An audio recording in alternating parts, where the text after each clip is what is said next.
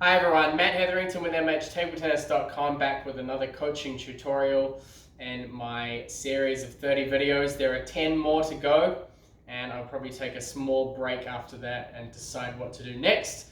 But today, in my practice session, I had the opportunity to play some matches.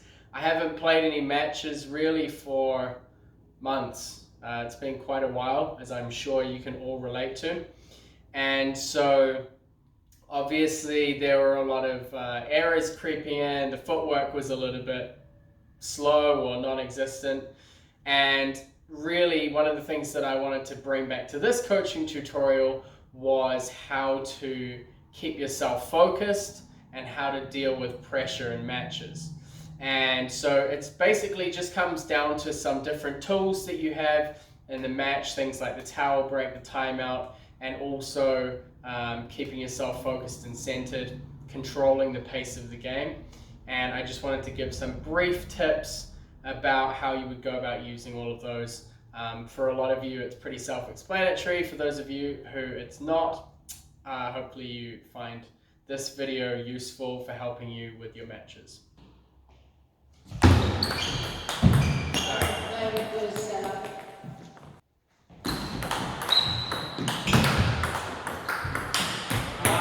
Move your feet.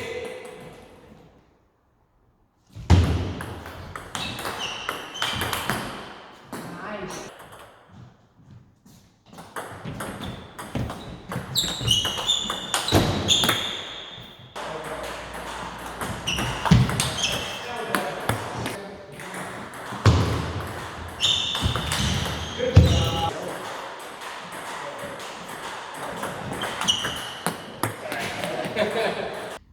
All right, we're going to keep these tips really short and sweet and simple. First one is about rushing. So there are two people that can control the pace, you or your opponent.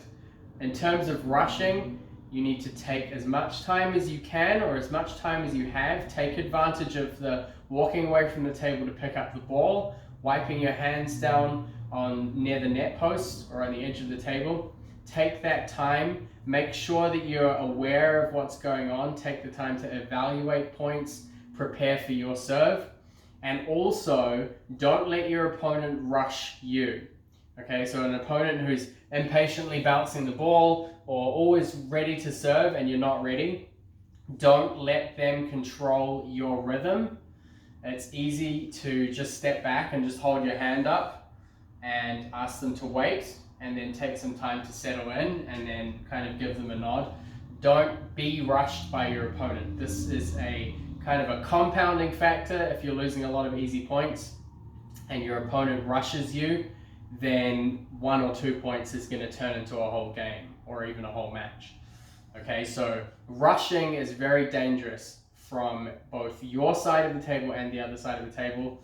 Unless you're doing it intentionally to your opponent, then you need to be very centered, take your time, and be very articulate in planning how the points are going to go.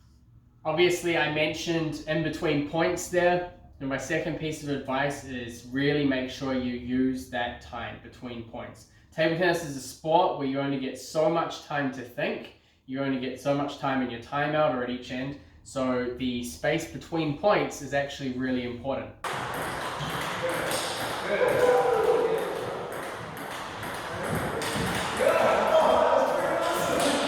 And it's very important that you take things slowly and steadily, and you don't get caught up in things that are going wrong too much, and you try and be constructive.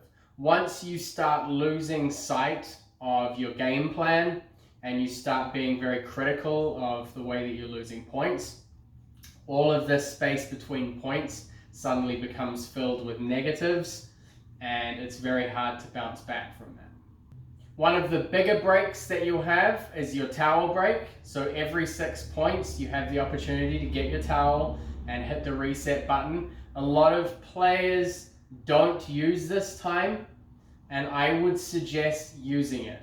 And the reason for that is it is very, very difficult in a sport as intense as table tennis to maintain your best, absolute best focus level for an entire game without any breaks or without any extended breaks.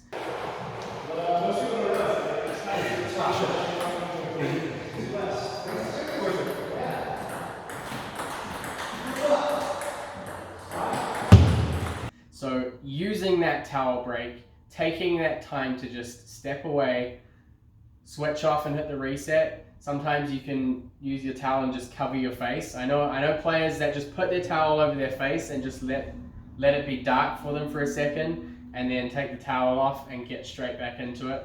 And it kind of acts as a reset for them, and it gives them a chance to refocus and go, okay, maybe everything's been going really well so far. Now it's time to really knuckle down, get back to the game plan, focus on what you're doing, and make sure you finish things off. Also, it's a disruption, a slightly longer disruption that helps you if you're trailing behind. It gives you a little bit of time to think about what's going on. Of course, one of the most important tools for controlling the pressure or controlling your focus in a match is the timeout, and that's something controlled either by the player or the player's coach.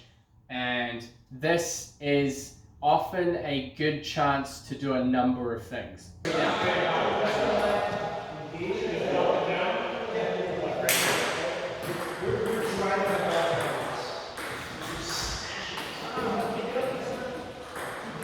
The first reason that you might call a timeout is if your opponent has won a string of points in a row.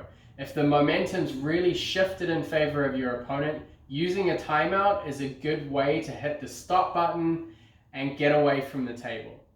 And it's a good way potentially to kill that momentum and bring things a little bit more level and get back to the table and try and start again. So that's the first reason you might use a timeout. The second reason you might use a timeout is that your tactics are no longer working. And in close matches, you really can't afford to let that carry on for too long.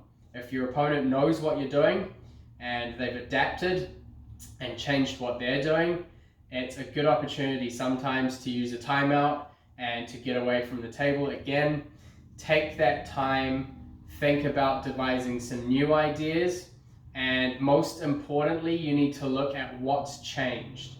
So why is it that your tactics aren't working? What are some weaker areas that you could potentially look at targeting instead?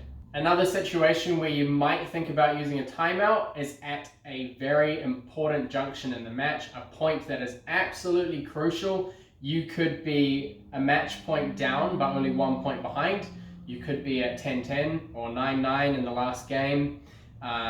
You could hold a match point and have the serve. You could hold a match point against the serve. Maybe you're even and you need to figure out a way to win the next 2 points and you really need to get a lead.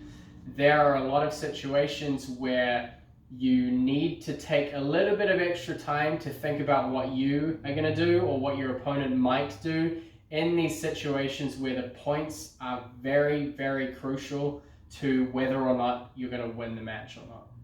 There are obviously a number of different stages in a match that you could use a timeout.